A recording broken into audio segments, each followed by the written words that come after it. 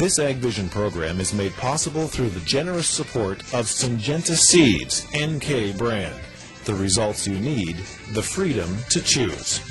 And by Farms.com. Ag news, market prices, ag careers, and farm real estate. You'll find it all at Farms.com.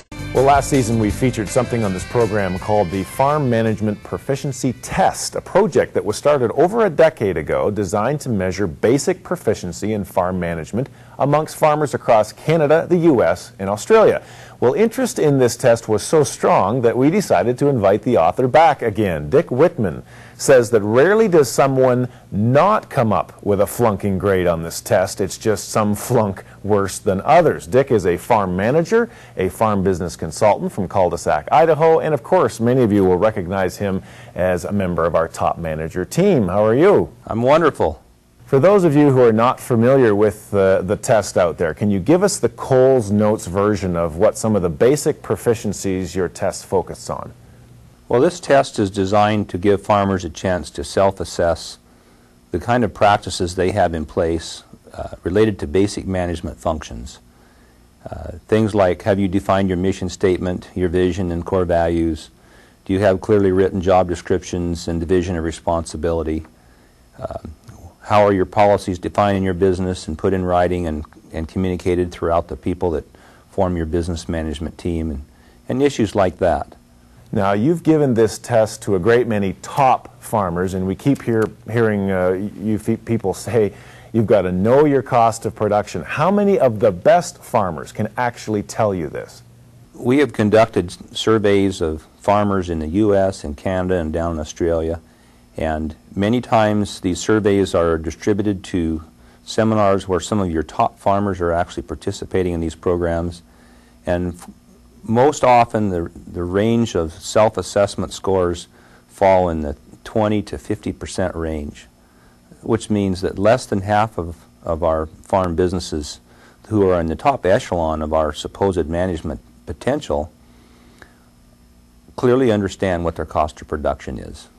And this is by their own self-admission. This is not a test that someone else is scoring these farmers.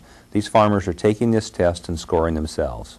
Now, you said some of the best farmers across Canada, the U.S., and Australia have taken the test. You've called the results alarming at best, suggesting that a critical mass of farmers, in your words, don't know what they don't know. So what are some of the key areas of weakness you see? Well, I think one of the issues there is that if you say you're a bad manager, that really doesn't communicate anything. But if you say, look at these individual functions and ask yourself if you're even practicing some of these issues, you have enough detail there where the farm can say, I am or I'm not doing these things. And I would draw the analogy to a mechanic who has a checklist to review all the various aspects of a tractor or, say, a truck. We have an equipment vehicle checklist that we go through everything on that truck every year, and you have engines and transmissions, and you go through all these things, and you make sure all those things are in good running order. Well, your management engine is just another part of the business, which is a critical part of predicting how that operation is going to survive. And having an understanding of cost of production or doing financial analysis and interpreting your financial ratios, those are just as important as having a transmission that's sound or an engine that's sound or having a battery that's got fluid filled to the top. But we have not done a good job in farm management education of helping people to break down the process of management so that we can ask ourselves, well, how am I doing in this part of my management process, and how am I doing in that part? And if you're not doing it at all, I think you can say we could conceivably have some serious problems. A good example would be if I ask a farm, do you have clearly divided roles and responsibilities in your business? And they'd say, well, kind of. Well, I say, well, do you have a written job description for the key partners in your business that defines what you do? Well, no, but we kind of all know what we're supposed to do. But as you go individually around and visit with these people, you find out that there are major areas of dissension and conflict as to who should be making what decisions in marketing or production management or financial issues. Who has the authority to borrow money? Who has the authority to buy equipment? Who should order the seed? Who should make the decisions on when cattle are moved from one pasture to another? These are critical issues that when there's clarity and there's a clear management process in place that says you have the ball, you go out and develop the skills and the ability to do a job of excellence in this area, your business can hope to achieve excellence. But if you have uncertainty in many of these management areas, you simply are going to find it very difficult to achieve a level of excellence in your business compared to others that have already adopted these practices. Okay, well, I need to rant a little here on behalf of some of our viewers, because growing up on the farm, I can hear producers across the country screaming at the TV saying, you know, you want me to understand agronomy and animal husbandry and soil science and mechanics and sales and marketing, operations, finance, use financial analysis tools to optimize capital acquisition decisions and track enterprise profitability and cost center performance. I can't believe I can say all that. Isn't that what my accountant is for? I mean, I thought I was supposed to do what I do best and hire the rest. I can't possibly be good at everything. That's a great question, and I think that the issue that you bring up there is we have created the implication many times that the farmer must be the do-it-yourselfer in every aspect of their business, when in fact, as a successful business, you have the responsibility to assure that every one of those areas has top quality resources giving them attention. Whether you choose to be your own bookkeeper or whether you outsource that with hired personnel, or whether you choose to be your own agronomist or you hire a crop scouting person to come in, you have to have that discipline in your business. And someone who is in charge of that discipline has to have the knowledge, the skill, and the experience to do it well. What's happened over the last many decades is farm businesses have evolved to where the complexity of that business is so great that it's rare that a single person can possess all the knowledge, all the skills that it takes to be at a level of excellence in every phase of the business that's required. I can't be a great agronomist, a great financial analyst, a great personnel manager, a great mechanic, in my mind, and keep my sanity. Even if I could do all those things, if I have a business it's at the scale of size that can be competing against other businesses in the farm world today, I'm likely going to need a team of people that have different talents, and they come together in a complementary manner to produce a team effort that has all of those talents on that team. And the only way that can happen is that you have a process of management in your business that goes about assembling that team, putting in front of them as a group, they come together and agree on what their mission, their core values are, they agree on who has what roles and responsibilities, they agree on the policies that they're going to operate under, and they go to work. And once those systems are in place, they become almost behind the scenes invisible support systems that you rarely touch. But the process of putting those in place can create a major evolutionary change in the family farm business. Now, you say these concepts are essential proficiencies that must be implemented to successfully manage a farm business. Why doesn't it happen, in your opinion? Is this human nature that, you know, we just do those things we're comfortable with, that we know how to do, that we like?